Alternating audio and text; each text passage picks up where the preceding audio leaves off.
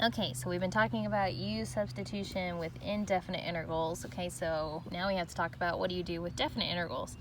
All right, so all this is basically still chain rule problems, all right? So if you're changing the variables for definite intervals, so if you have a function where u is your g of x, so u is your inside thing, it has a continuous derivative on a to b, and f is continuous on the range of g. Okay, so basically it's just saying you're taking the definite integral this time with the chain rule problem, okay?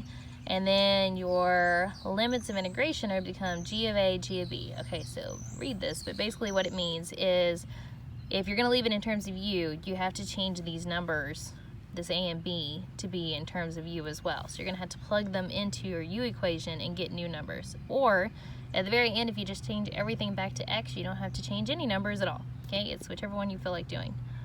Okay, so let's look at an example. So you have 0 to 1 of x cubed times 2x to the 4th plus 1 squared dx. All right, so u is this part, the 2x to the 4th plus 1. du would be 8x cubed dx. Okay, we only have x cubed dx though, so you got to divide by 8. So you have 1 over 8 times du equals that x cubed dx. Okay, so we're just going to substitute things in. So this is going to become u squared. X cubed dx becomes your 1 over 8 du. All right, I haven't changed these numbers yet because we don't really need to bother with it till the end, okay? So I'm just going to keep solving this. So then you're going to move the 1 over 8 out here, and then you've got u squared du. All right, so 1 over 8, the antiderivative of u squared is u cubed over 3.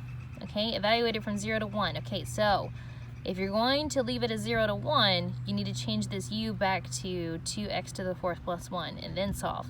If you would rather leave it like this and use u, you're going to have to change these numbers, okay? So you have to plug them into your u equation and figure out what the u ranges are going to be, okay? So if you plug in 1 for x, you get 2 times 1 to the 4th plus 1, you get 3. So this is actually going to become 3.